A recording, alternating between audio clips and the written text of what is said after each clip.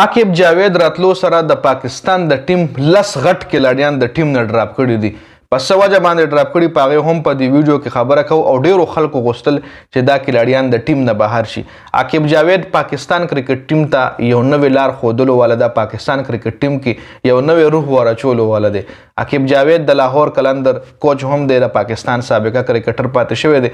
پاغه باندې خبره نه کو خو چې کم لس کلاډیان د ټیم نه بهر کړي دي پاغه باندې خبره کو. ټول نه پیله فخر زمان چې کم دی د دوه ډیر خلک مطلب په دې فیصله باندې د پاکستان عوام هم پاکستان عوام هم په دې باندې شدید رد عمل شو کړی دی چې د یو ټویټ په وجه باندې تاسو څنګه یو کلاډي او یو اهم کلاډي یو ډیر غټ نوم یو امپیکټفل کلاډي تاسو د ټیم نه بهر کوئ، نو په دې د پاکستان عوام په فخر زمان باندې هم خبره.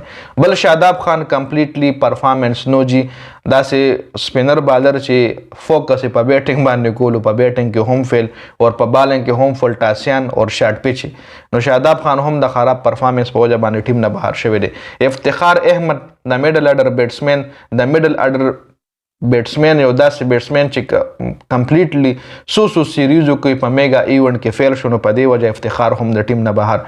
محمد عامر هم د ټیم نه بهر، دغه کاته ختمه. اماد وسیم هم د ټیم نه بهر. اماد وسیم خو ډیره غټه لګي خو یې د پاکستان ډومېسټک کرکټ نه کوم. پاکستان ډومېسټک کرکټ کې مالزان بدی ښکاری، بس صرف لیگ کرکټ له کار ویله پیسہ کیش کوي ټیم نه بهر. اعظم خان چې کوم دیغه هم د ټیم نه بهر. اسامه امیر د ټیم نه بهر. اسامه امیر هم زما خیال سره ټویټ ایشو ده. سعود شکیل خو د پاکستان په ټیسټ ټیم کې شته، خو د ون ډے او ټي 20 فارمیټ نه سعود شکیل بهر. محمد وسیم جونیئر د پاکستان یو خال راونډر او فاست بالر او ورسره بیټینګ هم کولای شي، دا سلیکټ ډیر هغه هم د ټیم نه بهر. او بل غټ نوم چې کوم دی امام الحق. دا لس کلاډیان چې کوم دي دا د پاکستان د ټیم نه بهر کړل شو، د پاکستان د ټیم نه ډراپ کړل شو. کم لس کلاډیان دي؟ فخر زمان، شاداب خان، افتخار احمد، محمد عامر، اماد وسیم، اعظم خان، اسامه امیر، سعود شکیل، وسیم جونیئر، امام الحق. غټ کلاډیان غټ نمونه د ټیم نه بهر شو د خراب پرفارمنس په وجه باندې. زما خیال دا بابر اعظم د ټیم د اماد وسیم او د امیر نه علاوه د نور چې څومره هم کسان دي لکه فخر زمان شو، شاداب شو، افتخار شو، دا بابر اعظم د ټیم کسانو. بابر اعظم چې کپتانو دا به ځان سره کیری کول، دا ځان سره بوتل. وسیم جونیئر شو، امام الحق شو، دا بابر اعظم.